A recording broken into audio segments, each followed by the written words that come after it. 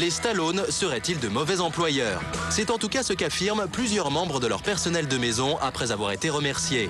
Dans leur plainte, ils réclament au couple près de 10 millions de francs de dommages et intérêts. Après avoir subi de mauvais traitements, ils auraient été licenciés pour ne pas avoir respecté les règles de la maison. Règles qu'ils ont baptisées avec humour les 10 commandements de l'empereur. La première de ces obligations était, selon eux, de ne jamais regarder Sylvester Stallone droit dans les yeux. C'est ridicule. Comment pouvait-il éviter de le regarder? Ils nous servaient les repas et ils étaient dans notre maison toute la journée. La seconde règle était l'obligation de sortir discrètement d'une pièce dès que Sylvester Stallone y entrait. Les 5 plaignants ont tous été embauchés pour travailler dans la villa de Miami de l'acteur pendant les vacances de Noël 95. Je les ai très bien payés. Pour 6 jours de travail, ils ont dû toucher en tout 90 000 francs. Les femmes de ménage gagnaient 120 francs de l'heure. Le chef cuisinier entre 180 et 200 francs. Et son assistant entre 120 francs et 150 francs de l'heure. Leur avez-vous demandé d'apporter leur propre repas et de ne pas toucher à vos provisions?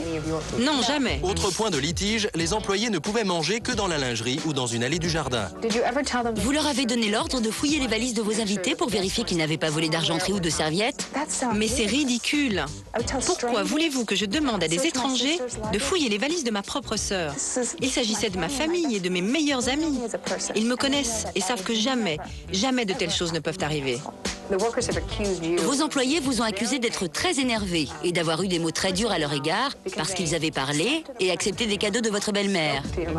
Non, ça n'est pas vrai. Je ne savais même pas que Jackie, la mère de Sylvester, leur avait offert quelque chose. C'est affligeant. Et si l'affaire passe devant les tribunaux, que se passera-t-il à votre avis? Je ne pense pas que la plainte ira jusqu'au tribunal.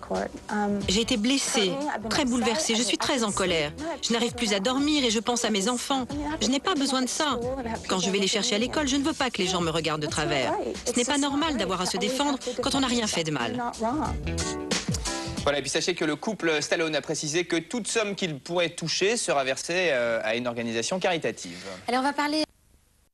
qui avait déjà été adapté au cinéma en 1971 dans le film La Loi du Milieu avec dans le rôle titre Michael Caine. C'est pas du tout une comédie, hein. Pas du tout. Parce que Stallone dans ce film joue le personnage de Jack Carter, donc, qui se rend aux obsèques de son frère et qui découvre qu'on l'a assassiné. Il décide alors de partir à la recherche des meurtriers et de le venger. Ouais. Voilà, c'est donc un vrai thriller qui marque le retour de Stallone, qu'on appelle aussi Sly sur le grand écran. Je vous rappelle que la dernière fois qu'on l'avait vu, c'était en 97 dans Copland. Il partage pour ce film l'affiche avec le héros d'origine, Michael Caine. Exclusif était sur le tournage à la rencontre des deux stars. On y va. Dans Get Carter, Stallone change de look et se laisse pousser le bouc. J'adore ce bouc. J'ai l'impression d'avoir un animal de compagnie. Bonjour, toi. Une transformation qui n'est pas innocente, car dans ce film, Stallone a laissé au vestiaire sa tenue de Rambo pour endosser un rôle beaucoup plus dramatique. Ce rôle est très difficile. Et je ne sais pas encore si j'ai rempli ma tâche avec succès. Remake d'un film de 1971, Get Carter est l'histoire d'un homme qui veut venger par tous les moyens la mort de son frère.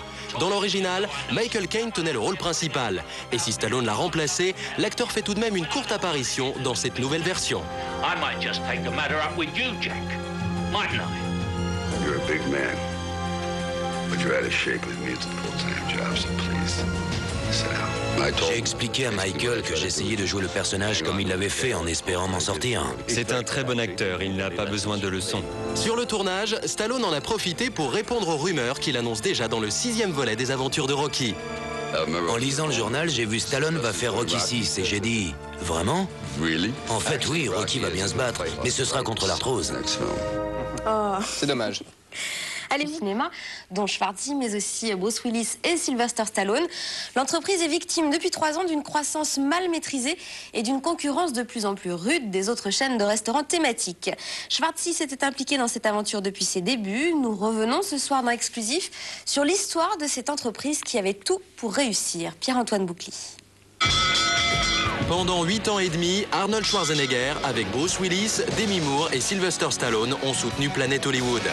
En échange d'un bon paquet d'actions, ils ont prêté leur image à la marque, multiplié les interventions spectacles dans les restaurants et les interviews promotionnelles sur les télévisions du monde entier. Et ça va être une grande chaîne de restaurants qu'on va retrouver un peu partout dans le monde. Oui, on a commencé il y a 3 ans. Avec un restaurant à New York. Et je pense que nous avons 26 ou 27 restaurants en 3 ans. Dans les premières années, le succès est au rendez-vous. Les ouvertures se succèdent et le cours du titre Planet Hollywood à la bourse de New York atteint les 160 francs. Mais la chaîne se développe trop vite. Elle a du mal à financer ses 87 enseignes dans 29 pays différents. En 97, les restaurants n'attirent plus les foules. Qualité en baisse, repas trop chers, le concept s'essouffle. Je pense que beaucoup d'investisseurs se sont fait piéger par l'agitation créée autour du Planet Hollywood. En fait, ce concept de restaurant thématique n'est pas aussi rentable que nous l'avions cru il y a quelques années. Le Planet boit la tasse. Les 6 premiers mois de 99 sont désastreux. Les pertes atteignent 360 millions et l'action s'effondre à 4,50 francs. Le 17 août dernier, la société est en faillite. Les stars actionnaires sont sous le choc mais ne quittent pas le navire. Bruce Willis, Sylvester Stallone, qui était encore récemment à des événements à New York avec nous, sont encore à fond d'enthousiasme à nous aider, à nous supporter, à nous soutenir.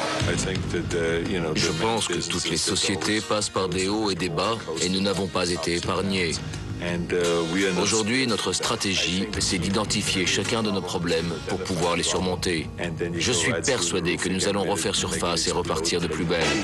Fini la gestion approximative. La restructuration s'engage. 13 restaurants sont fermés et les autres s'offrent une cure de jouvence. Un traitement de choc qui permet à la chaîne de sortir du rouge. Mais ce n'est pas suffisant pour Schwarzenegger qui jette l'éponge. Planet Hollywood compte désormais sur de nouvelles stars. Je crois que Ben Affleck va nous rejoindre. J'ai déjà travaillé avec lui dans Armageddon. Je pense aussi à Matthew Perry et je sais que plein de jeunes acteurs sont en train de prendre des participations. C'est l'évolution logique des choses. Les actionnaires espèrent aussi recruter un acteur qui a le don de transformer les naufrages en succès, Leonardo DiCaprio.